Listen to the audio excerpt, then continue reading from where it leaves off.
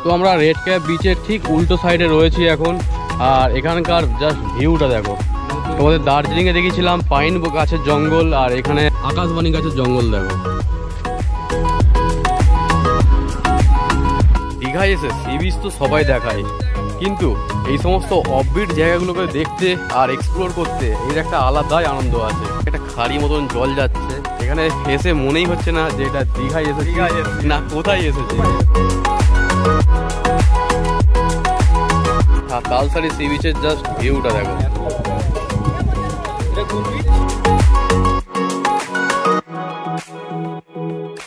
তালসারি বিচের সামনে আমরা বসে এখন টি টাইম চলছে আমাদের, তো চা আর বিস্কিট খাওয়া চলছে।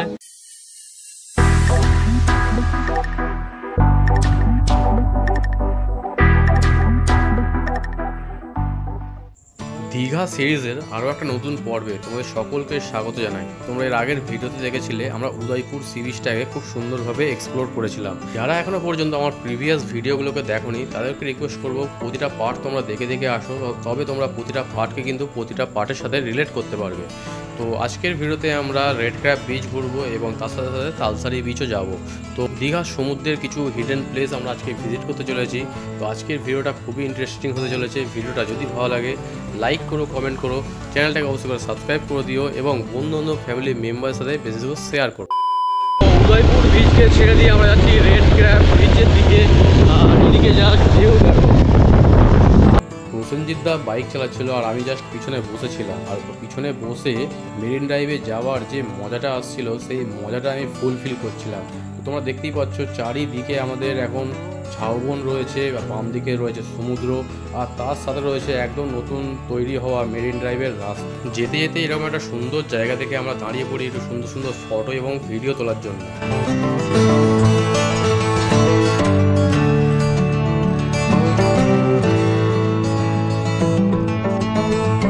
তো আমরা রেড ক্যাপ বিচের ঠিক উল্টো সাইডে রয়েছি এখন। আর এখানকার জাস্ট ভিউটা দেখো। তোমাদের দার্জিলিংয়ে দেখিয়েছিলাম পাইন গাছের জঙ্গল, আর এখানে আকাশবাণী গাছের জঙ্গল দেখো।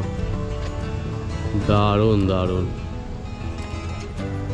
এদিকে সুন্দর আকাশবাণী গাছের জঙ্গল, আর ঠিক আমাদের এই সাইডে সমুদ্র।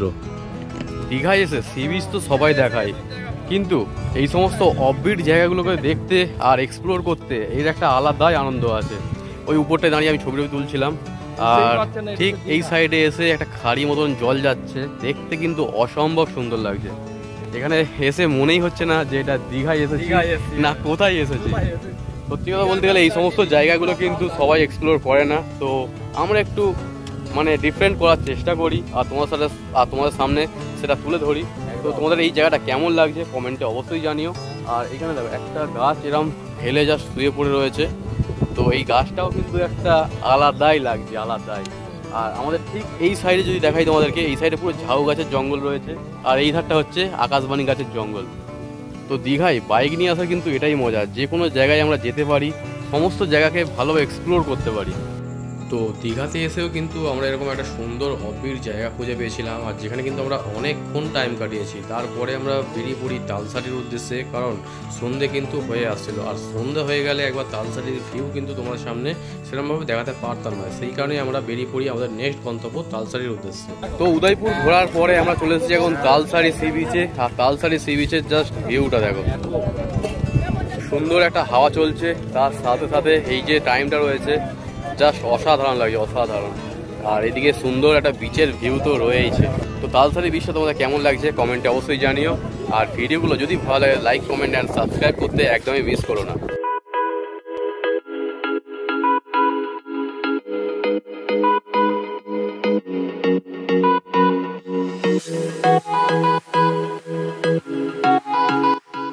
তো তালসারি বিচে নামার সিঁড়ি ঠিক এরকম একটা সিঁড়ি করা রয়েছে, আর এইদিকে এরকম ভাবে আমাদের নামতে হচ্ছে।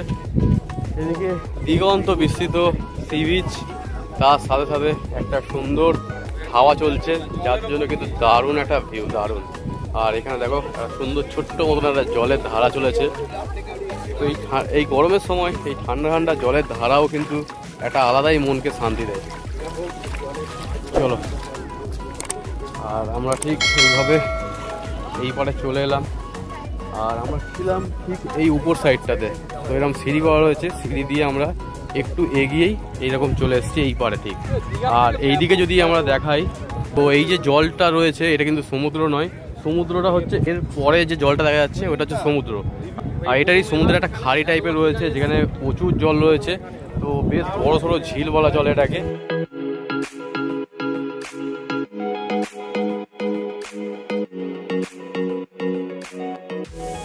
তো তালসারি বিচের সামনে আমরা বসে এখন টি টাইম চলছে আমাদের, তো চা আর বিস্কিট খাওয়া চলছে।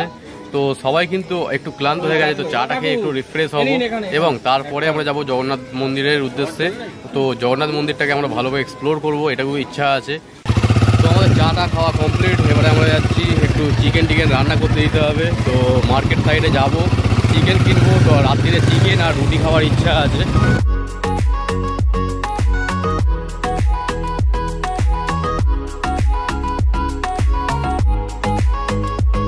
আমরা রয়েছি এখন দীঘার মার্কেটে। তো এখানে আমরা চিকেন কিনতে এসেছি, চিকেন হবে। তো এই দোকান থেকে জাস্ট আমরা চিকেন কিনবো, কিনে রান্না করতে দেবো। তো চিকেন নিচ্ছে 200 টাকা কিলো এবং রান্না করতে নিচ্ছে 120 টাকা করে পার কেজি। তো চিকেন আর রুটি রাত্রে খাওয়া দাওয়া হবে। তো একটা জম্পেস খাওয়া দাওয়া রাত্রের প্রোগ্রাম রয়েছে আমাদের। আর ড্রিম ট্রাভেল রাইডার্স মানে জমজমাটি খাওয়া দাওয়া এবং জমজমাটি ঘোরা, তাও বাজেটের মধ্যে। তো রান্নাবান্না করতে দিয়ে আমরা বেরিয়ে পড়ি আমাদের হোটেলের উদ্দেশ্যে। আর হোটেলের ফেরার পথে দেখতে পাচ্ছ জগন্নাথ দেবের মন্দিরটা রাত্রিবেলা কতটা সুন্দর লাগছে। তবে আজকে কিন্তু আমাদের জগন্নাথ মন্দিরেও ঘোরার পালা রয়েছে।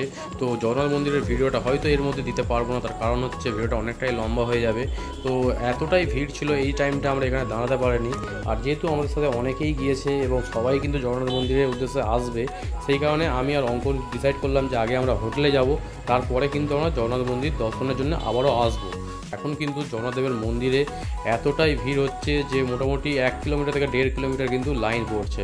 তো চলো আজকের ভিডিওটা আর বেশি বাড়াচ্ছি না। ভিডিওটা যদি ভালো হয় লাইক করো, কমেন্ট করো, চ্যানেলটা অবশ্যই সাবস্ক্রাইব করে দিও এবং বন্ধু ফ্যামিলি মেম্বারের সাথে বেশি শেয়ার করো। দেখা হচ্ছে নেক্সট এপিসোডে খুব তাড়াতাড়ি।